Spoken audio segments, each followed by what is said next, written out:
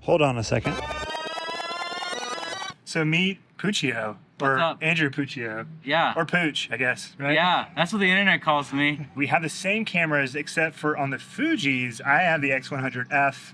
Puccio has the X100V. And so when we got to talking, I was like, man, we've got to do a video. And I've been wanting to do a video for like the last 6 months comparing the two cameras. So we're going to take some time right now, walk around Main Street in Memphis, take some photos, do some side-by-side comparisons of the photos, but really talk about just the difference in the two cameras because they are so similar, obviously difference in colors. They are so similar, but then they've also got their differences. And that one has gotten way more popular than this one. We all know the X100V is so much cooler. The internet says so. All right, so in order to do a good test between the two cameras and do a good shootout, the thing that has really made these cameras popular is the film simulations. So what we're gonna do is put both cameras into the same simulation, take similar photos and compare the two in terms of just the photos and the quality.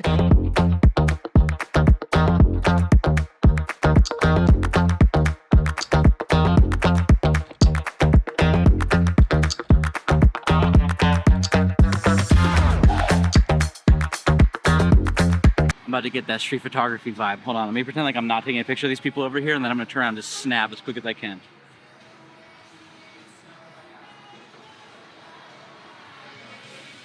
Looks sick.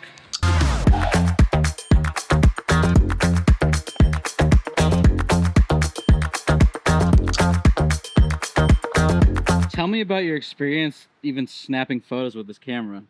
So I got this camera really to take it on family trips because I really didn't want to take the R5, which R5 is really like a commercial cam for me. I use it in my business for photos and then a B cam for video. So I really wanted a camera that was honestly just fun, but I just wanted something that had this like just nice, soft feel to it that would be great for portraits. So I bought it really for some vacations, and then we went on a Disney cruise with my kids. Then we went all the way up to Maine, stopped in New York City, stopped in DC, and then took photos up in Maine, like on the beaches and just different vibes around there. And man, I just on that trip, I fell in love with this camera. And to this day, those are some of my favorite photos of all time, quite honestly. And it's the Fujifilm. Just something about that look, the look of it is just amazing.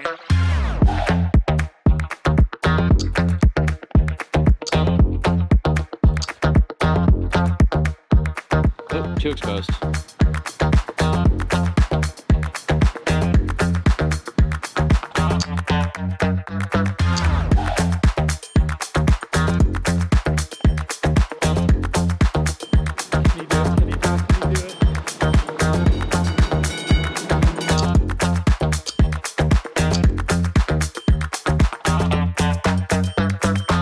The thing that we have to do, though, is we do have to switch cameras. I've never shot with the F. Trent's never shot with the V. I don't think I've ever held the V. All right, so okay, this is my first hot take. First impressions. This is so much lighter than mine. It is significantly lighter. The Maybe F not is significantly, so but it is light. lighter. It's lighter. It feels the same. I actually do love this little rubber guy right here on your eye. The buttons are different. For sure. You actually have like more buttons. I didn't realize that you have more buttons on the F, which I actually kind of like that. Yeah. Like, where do you go to kind of toggle through It things? is so the F has the directional buttons that are on some of the larger Fuji bodies. The V has the joystick, which is not, it's not awesome. My biggest gripe with Fuji in general is the menu system. I think is convoluted and can be really ugly and clunky to get through. But having I will reiterate that. Yeah, go ahead. And the fact that I didn't know that I could even format my cards on here because I couldn't find the format option in the menu. Yeah, so we had to learn how to format our cards before we spent time together today. Step one. Yeah. Step one. But I will say, using the directional pads are so much, I like them a lot more than having to, I mean, it's just, it's whatever. It's just preference. It's a tactile thing. But yeah. Other than that, it feels like the same camera. It looks essentially identical. I have the... Obviously, the difference with screens is with the V, you can do this.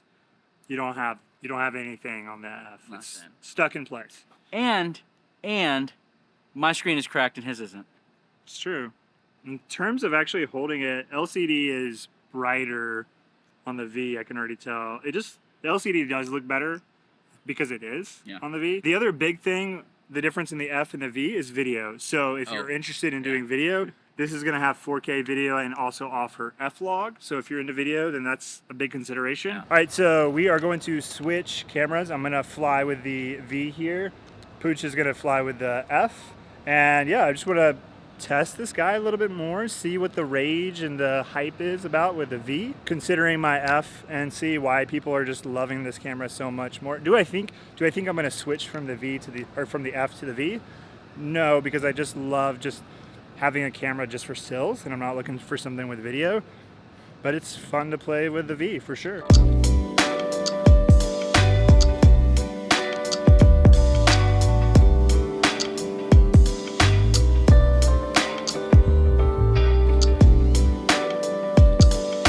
So the thing about the V is it definitely feels newer. It feels more modern. It feels more, yeah, it's got some more oomph to it. So the V is a very nice, it feels great in the hand. The LCD is probably one of the biggest differences, and the biggest things that I'm noticing is the LCD is a lot brighter, and even the EVF is a lot brighter. But I've just kind of gotten used to the darkness of the F and just reading my meters and paying attention to those kind of things. I mean, if you're new to photography and you're not used to reading meters and just trusting your settings, then it could be more difficult, and you would want to have a better LCD. So I get it. I know why people love it.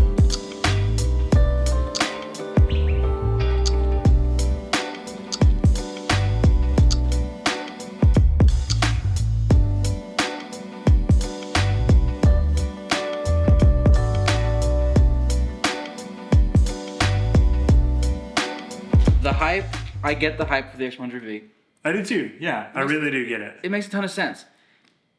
I also get why people miss this. I think what people are misunderstanding is that the film look that everyone wants, right, is accessible and capable across all Fuji platforms. If you are someone who has the F and you've gotten really used to it, I don't believe that the changes from the cameras, unless you're trying to do video, unless you can't see through the LCD screen, or you can't see the LCD screen, I don't think it's worth upgrading. I just don't. Yeah. That's a great camera. It's super great. I walked away going, I would rather shoot with my V because I'm more used to it. I'm just more used to it. All right, so Trent from the future here. After I got done working through this edit and going through all of the photos that I and Pooch shot, I can confidently say that the X100V, if you're simply looking to use the film simulations and to just shoot in JPEG, that yes, this thing, the looks that you get straight out of the JPEGs are beautiful and are better than the X100F by quite a bit. I mean, you can definitely dial some things in on the F and then in post-production adjust things. But if you're simply just wanting a camera that you can just point and shoot and flip through the different film simulations and just do JPEGs and quickly send those JPEGs to your phone or whatever device to publish, the X100V is phenomenal. And I see why so many people love it for that reason. Now, I will say the X100F, I shoot most of my photos in RAW so that I can in post color it the way that I want to color them, and they are beautiful. They are amazing. And I think at that point, the RAW on both of the cameras is going to be very similar in how you approach your post-production. But if you're looking just to shoot JPEGs and those film simulations, they did look better. They did look better on the X100V. And now I know why so many people love that or love this particular camera. But I think at the end of the day, it's not enough for me at least to switch because I shoot in RAW and the F still has amazing photos. So yeah, I get it. But they're both really good cameras.